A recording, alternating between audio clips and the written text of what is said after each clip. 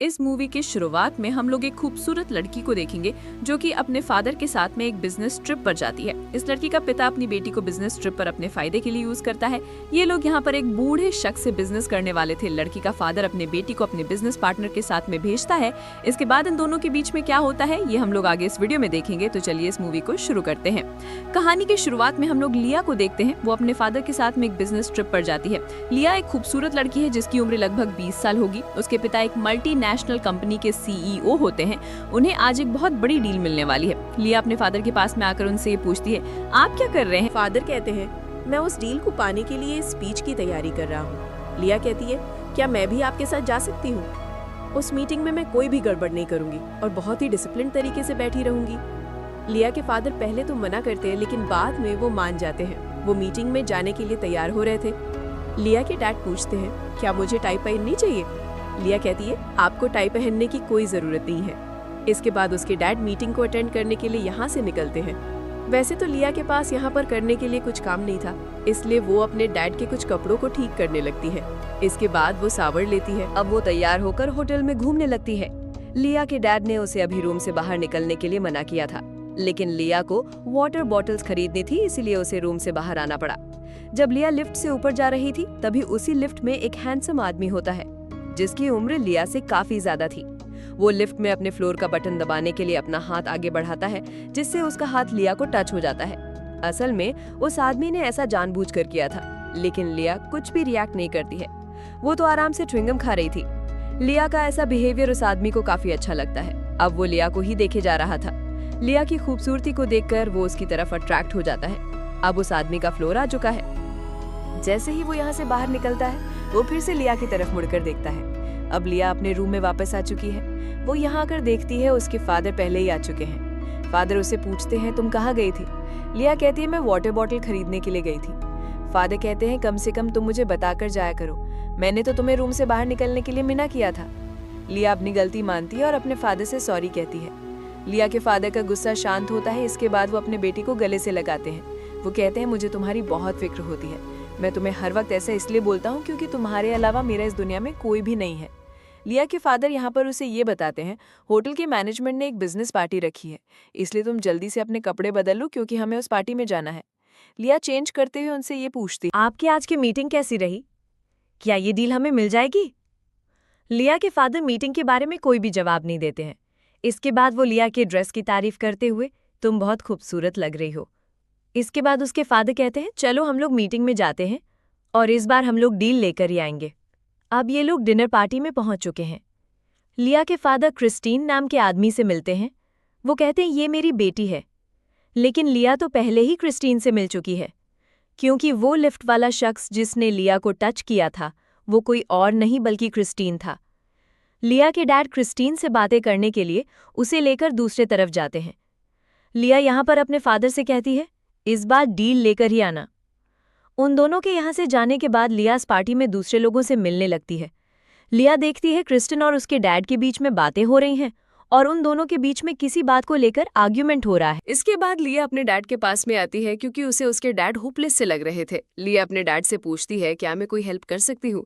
तब लिया के डैड गुस्से में उससे कहते हैं, क्या तुम मुझे वो डील दिला सकती हो? अगर तुम दिला सकती हो तब तुम दिला दो। लिया के डैड उसे डांटते हुए ये सब कहते हैं क्योंकि लिया के बार बार पूछने से वो परेशान हो चुके थे। अपने डैड के ऐसे बिहेवियर की वजह से लिया यहाँ पर सभी के सामने रोने लगती है। वो रोते हुए होटल के टेरेस पर पहुंचती है। यहाँ पर क्रिस्टिन पहले से ही मौजूद था। क्रिस्टिन उससे पूछता है, क्या तुम्हें पार्टी अच्छी लगी? लिया अपने आंसू पोंछते हुए कहती है, कुछ खास नहीं। इसके बाद क्रिस्टिन सिगरेट पीते हुए उसके सामने आता है और अपने गले से मफलर निकालकर लिया के गले में डाल देता है और वो कहता है, ठंड बहुत ज्यादा है। लेकिन लिया क्रिस्टीन के ऐसा करने पर कुछ नहीं कहती है। क्रिस्टीन पूछता है, तुम कहाँ रहती हो? लिया कहती है, मेरे डैड बिजनेस के सिलसिले में काफ़ी जगहों पर ट्रैवल करते हैं, इसलिए मुझे भी उनके साथ हर जगह जाना पड़ता है। लेकिन हम लोग शुरू में स्विट्ज़रलैंड में रहते थे। उसके अलावा मैंने काफ़ी लंबा समय न्यूजीलैंड में बिताया है, जो कि मेरे फादर का होम टाउन है। क्रिस्टीन पूछता है, तुम हमेशा ट्रैवल करती हो, क्या तुम्हें अकेला फील नहीं होता है? लिया कहती है, ट्रैवल की वजह से मैं हमेशा अलग अलग लोगों से मिलती हूँ, इसलिए मुझे अकेला फील नहीं होता है।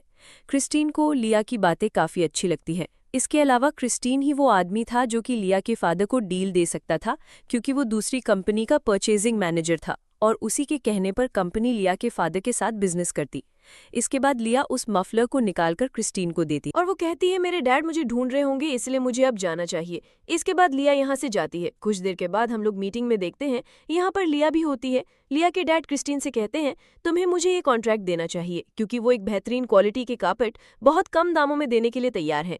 तभी क्रिस्टीन लिया के डैड से कहता है तुम्हें प्राइस और भी कम करना होगा तभी मैं ये डील तुम्हें दे सकता हूँ। लिया के डैड अपने प्रोडक्ट के बारे में एक्सप्लेनेशन दे रहे थे लेकिन क्रिस्टीन का ध्यान कहीं और था। वो तो बस यहाँ पर लिया को ही देखे जा रहा था। लिया बैठकर अपने हैंडबैग से खेल रही थी। वो मीटिंग में बैठकर काफी नर्वस थी क्योंकि क्रिस्टीन भी उसी के साइड में बैठा हुआ था और जैसा कि वो लिया को देख रहा उसके इरादे ठीक नहीं लग रहे थे। इसके बाद क्रिस्टीन अपने हाथों से लिया को गलत तरीके से टच करने लगता है। लिया को ये सब काफी अजीब लगता है।